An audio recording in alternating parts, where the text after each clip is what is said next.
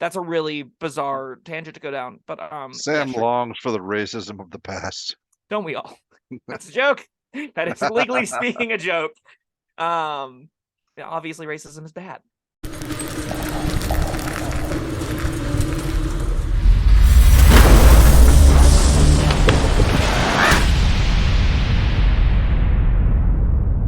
Hello, friends. Robert Pevin here, author of the Caverns Creatures series of comedy fantasy novels and short stories.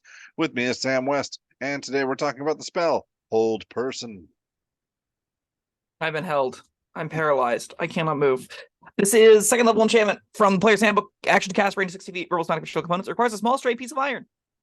Concentration up to a minute. Choose a humanoid you can see within range. That target makes a whiz saving throw or is paralyzed by the spell for the duration. At the end of each of its turns, it makes another whiz save on success spell ends. At higher levels, normally you could ignore this text, but not today. Because when you cast a spell using a third level or higher slot, you can target one additional humanoid for each slot above second. Humanoids have to be within 30 feet of them to count. This is a solid little spell. I like Whole Person for other people. I don't like it myself, but like that's just I don't like the kind of spell that it is. It is undoubtedly very powerful. There will be some low tier encounters that just end when this thing lands. So consider it powerful. Yeah. We recently talked about Web, and this is also a second level spell that holds people, but yeah, this one's when it works, it's a lot more powerful. Yeah, the difference between restraint and paralysis is night and day. So restrained creatures can't move, their attacks have disadvantage, and creatures have advantage on attacks against them, and they have disadvantage on dex saves.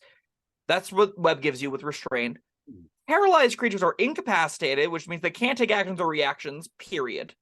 They also automatically fail strength and dex saves. Attack rolls against them have advantage.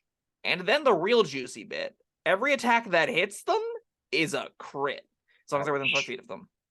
So, your fighters and barbarians and monks and warlocks and paladins all just, make a smoldering crater of whatever that creature once was. Because you don't need more than a single round of the Hold Person for it to be an execution. It's just too many crits. The thing will die. The mid-tier necromancer with 180 hit points at level 5, it just goes, uh-oh, and then there is no more necromancer. So, it's real good. Real good if it lands. And then the best part of this is the upcasting, because if you cast it on multiple creatures or multiple humanoids, then it'll probably land. Yeah, the odds of it missing go down substantially when you cast it. I would even cast this as a third level spell a good amount of the time. Fourth level spell, I'm probably still happy to cast it if I have Windows too. I think you run into the small issue where as you get the ability to hit more targets, the amount of times you're going to see humanoid targets is starting to go down, right? You're going to see fewer and fewer humanoids as the game gets into the mid to upper tiers, where it's all right, I don't really care to give it to the bandit lackeys. I much more care about their boss, or I'm not fighting against bandits anymore at all. I'm fighting against earth elementals. So that makes the value of this really stand out at third through fifth level whenever it's probably going to get cast the most. Well, and I mean, you can have NPCs that are powerful and stuff at later levels, but you're probably not going to have as many multiples of them.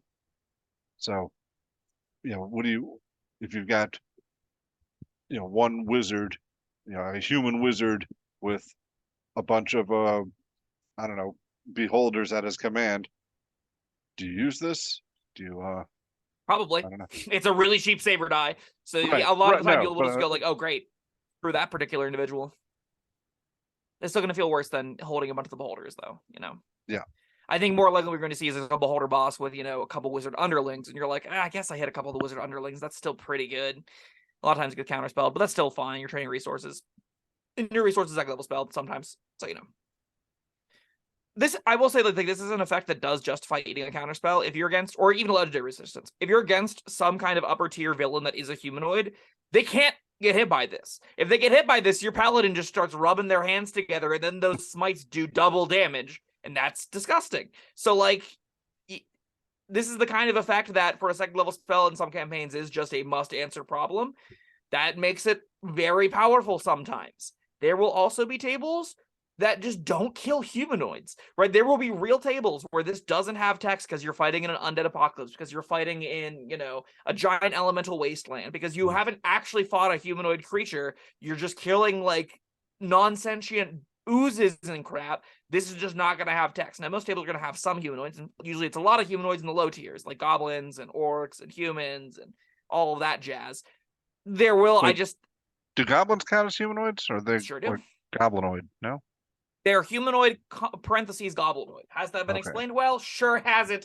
But it does quantify as a humanoid, I'm like 80% sure. Okay. Basically, if you can play as it, it's probably a humanoid. That isn't actually, never mind. Take that No. back, because there are Fae now you can play. So usually you're a humanoid if you play it. But yes, goblins are a small humanoid, parentheses goblinoid. Okay. And they made it so goblinoid doesn't do anything anymore for the most part. And like I don't know. Like there aren't any remnants. Like goblinoid is a remnant of an older edition whenever things got racial bonus against other species, right? So like you'd be a dwarf and you'd be like, I'm good at killing goblins because of a blood feud.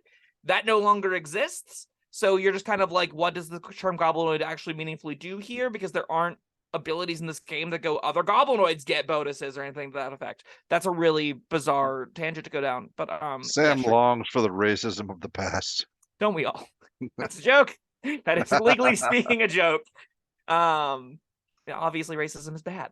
In any case, this is this little spell that you're gonna like. I think there's gonna be an encounter or two per campaign where you fire this thing off and your DM just goes, "Oh no," and then all encounter balance is over. There will also be encounters where you'll cast this, the thing will save, and you'll go, "Well, there goes my turn." Bummer. And that's not why I don't. That's why I don't like these kinds of spells. The feast famine nature of Saber Dies really rubs me the wrong way as both a player and a DM. I don't love an encounter just to be like, "Ha, we won because he rolled badly a time." I like that to be a little bit more push and pull in my fights. I like that to be a little bit more dynamics, a little bit more, different events happening that makes things more interesting. And Hold Person definitely is one of those extreme cases of feast famine. I kind of like it. The gamble of it. I don't really have anything else to follow that with. Okay, this is a powerful effect. I'm not going to deny that. I don't know if it changes the fundamental axis that you play the game on, because Hideous Laughter has existed, and that spell certainly is like every Saber Die compares to this. It is cheaper and does a close approximation of Hold Person in a lot of situations, and it hits more things than Hold Person. Still, this probably deserves a 4 out of 5. There are going to be encounters that are just straight up ruined to this. There's going to be plenty of fights, even in the upper tiers, in certain tables, where it's like my big bad villain failed a single save, and now the encounter is they just lost 3 actions 3 turns in a row and got crit 6 times. That's a gigantic swing for a single 2nd level spell. And the upcast on it is genuinely powerful. You can hit the Bandit Lord and 2 of the other Bandit Companions for a 4th level spell. That's going to end that encounter outright. Like, there's going to be a lot of things this just beats. There are also going to be a lot of encounters where it's just stone nothing. So I'm going to give it a 5. I think and actually you talked me up on this. I thought it was amazingly powerful before, but then you mentioned higher level characters. This is so cheap. If nothing else, it could at least, burn their legendary resistance, burn their counterspell. That's counterspell's a 3rd level spell. You're swapping out your 2nd level for their 3rd level. That's fun. Very critically, that's an encounter against a humanoid. Yes.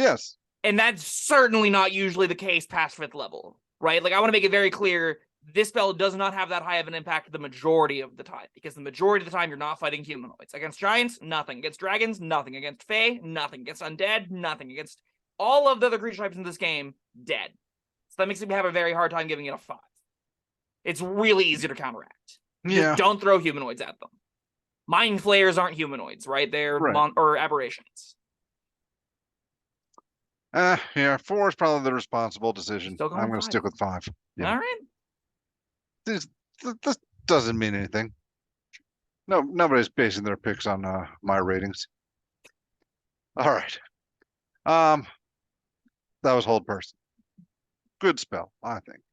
I agree. Yes. Thank you, Sam. Thank you, everyone, for joining us. Let us know your opinions down in the comments below. Like and subscribe, and we'll see you next time. Bye-bye.